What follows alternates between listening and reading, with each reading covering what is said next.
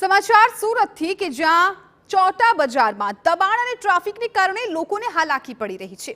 દબાણથી રસ્તા સાંકડા થતા અડધો કલાક સુધી દર્દીને લેવા આવેલા એમ્બ્યુલન્સ ફસાઈ ગઈ। સ્થાનિકોનું કહેવું છે કે આ કોઈ પ્રથમ ઘટના નથી। છેલ્લા કેટલાય સમયથી આ હાલાકીનો સામનો કરવો પડી રહ્યો છે। બજારમાં દબાણ અને ટ્રાફિકને કારણે રોડ સાંકડો થયો છે, જેને કારણે ઇમરજન્સી સમયે આવેલી એમ્બ્યુલન્સ પણ નહોતી આવી શકી। ત્યારે હવે તંત્ર આ સમસ્યાનો નિકાલ લાવે તેવી સ્થાનિકોની માંગ છે।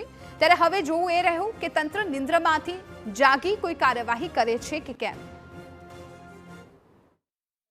સવારે આઈ થિંક 11 વાગ્યા જેવા એમાં સસરા પડી ગયા હતા, તો એમને પેરેલાઇઝ એટેક આવેલો હતો। તો એમના માટે અમે એમ્બ્યુલન્સ 108 બોલાવી હતી। તો 108 ને આવતા આવતા મેક્સિમમ અડધો કલાક થઈ ગયો હતો। સમસ્યા કેવી છે કે દર વખતે આવું હોય છે કે? હા, દર વખતે આવું હોય છે। જ્યારે બી અમારે એમ્બ્યુલન્સ બોલાવી હોય ને, તમારે એટલી બધી તકલીફ પડે છે ને કે આ બજારમાં આવું બહુ જ તકલીફ પડે છે। આવા અસંખ્ય બનાવો આ દબાણને કારણે અહીંયા બનતા રહે છે।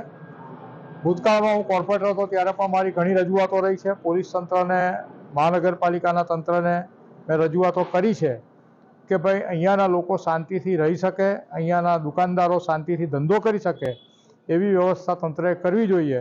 પરંતુ ગમે તે કારણસર આ દબાણ પર અસરકારક કાર્યવાહી થતી નથી। વધુ એક સમાચાર સુરત